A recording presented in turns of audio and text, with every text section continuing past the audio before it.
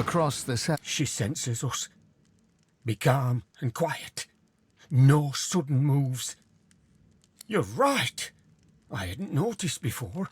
Couldn't get close enough. We have to help her. Maybe we can reverse whatever was done to her. All right. We need her subdued, understand? Do whatever you can to weaken her. Just don't go too far or you might kill her. Another gurgle, sharper, angrier. Then the sound of rapid footfalls rushing towards you.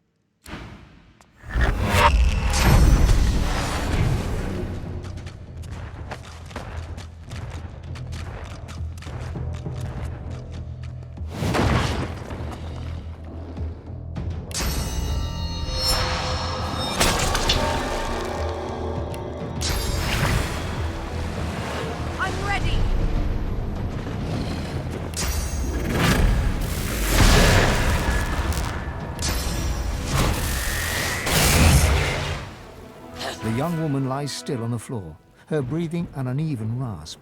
Swan's satchel of surgical tools lies nearby. Swan approaches, cradling his arm with a grimace of pain. Those summons of hers broke my arm. I'll do what I can to help, but the rest is up to you. Tread carefully. One false move and she's dead.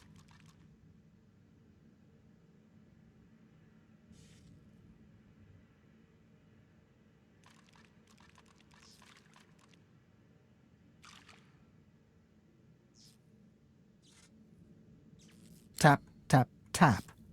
Tap, tap, tap. Crack. After much effort and a lot of blood, you've created a ragged hole in her skull. Not the finest job, but it will serve. Something moves along her exposed lobe. It's a maggot of some kind. The maggot is caught in the pinch of the tweezers and plucked off in a single, swift movement. The woman's breathing has grown shallow as she hovers between life and death. All you can do is close her up and hope for the best. You try to replace the bone extract. It doesn't seem to line up with the hole very well. You shove it in as best you can and draw the scalp down over it. Your hand passes over the needle and thread in Swan's satchel and instead fishes out a roll of bandages. You wrap the woman's head tightly.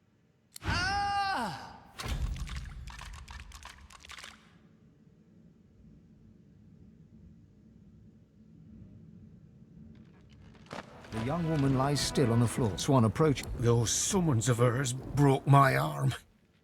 I'll do... Part of her skull lifts away in a neat square, revealing the brain beneath. Something moves along her exposed lobe. It's a maggot of some kind. The maggot fights the pull of the forceps and sinks its hooked maw into brain matter. A chunk comes away with it as you pull it off. The woman's breathing has grown shallow as she hovers between life and death. All you can do is close her up and hope for the best. You replace the extracted bone and bind it with copper hooks.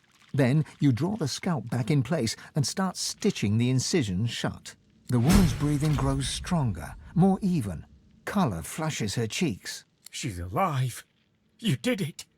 I've never seen anything like that, not in 20 years. I'll tend to her here for a while. She shouldn't be moved yet. She'll want to thank you once she comes round, I'm sure.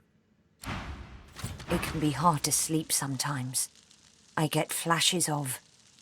Before, the Magisters arrested me in Arcs for sorcery. They strapped me to a table, and they put something in my head. Something alive.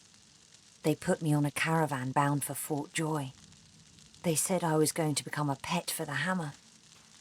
I could feel myself changing. I tore off the shackles that held me, like they were parchment.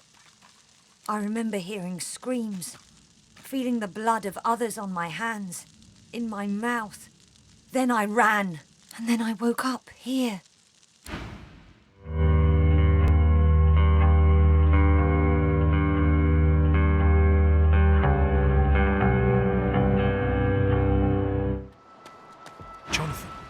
How long has it been? Gareth looks to the limp body at his feet, then to you, sword raised. He isn't quite present, but lost in his own tangled thoughts. I knew I'd see him again. I wish it hadn't been like this. No! I mean, no. I should do this myself. This man, this magister, his name is Jonathan. He's my friend. Or was my friend.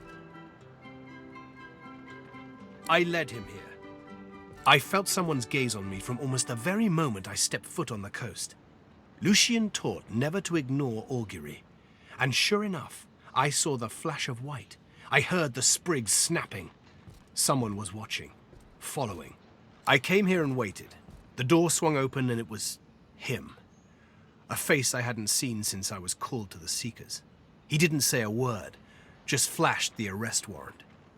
Seems he didn't expect the punch.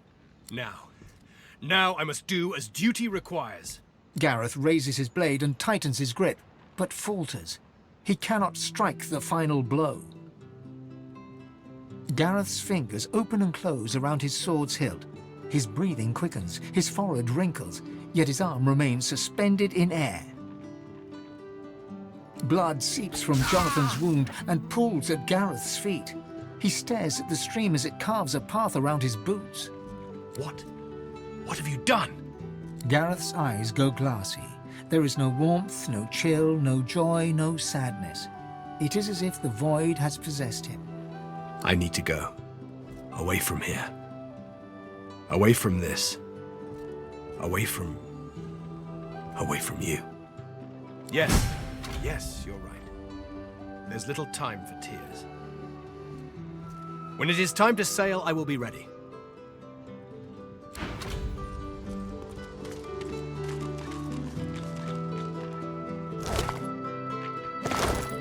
Keep your voice down. You won't. An older couple. They'll tear the place. They'll tear us down if... Careful, eh? Aye, stay. But do keep quiet. Hush, now. Clear 'em out. She's not mad, Conway. Look at her. Looks like good luck, love. Be careful now.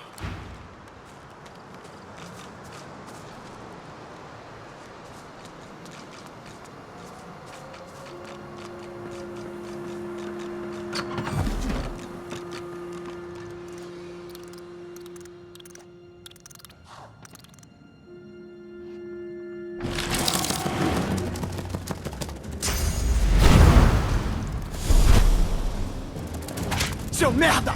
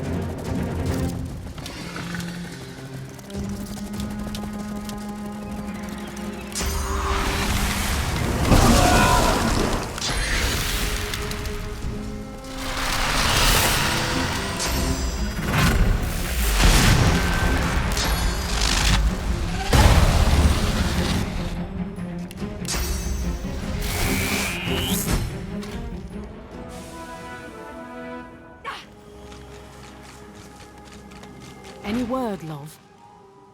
Did you really now? Well, Listen. It's quiet. They're really gone. oh, Conway, we can go home. Conway and Lynn pull you forward into a great strong hug. Lynn kisses your cheek.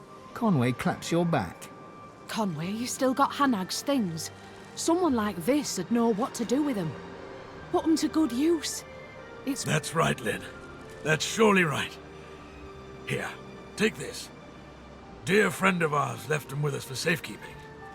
I don't think she'll be back anytime soon. Conway hefts a heavy sack toward you, head slightly tilted in a grateful bow. Oh, Hanag. Such a sweet dear. Sweet. That's one word for her.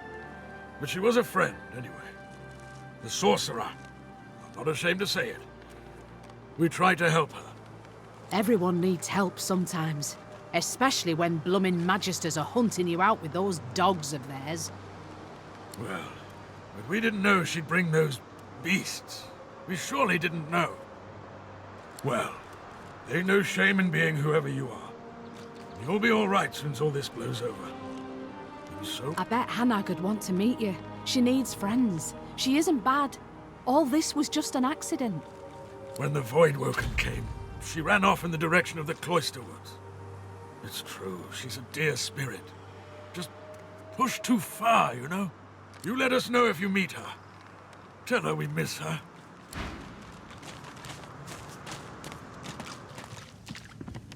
Oh, there you are, love. So good to... Ah! Well, I'm Lynn. Pleasure to meet you. And that over there's Conway, my dearly beloved. And we have us a beautiful boy named Gareth. But he's off on... I do... That's all...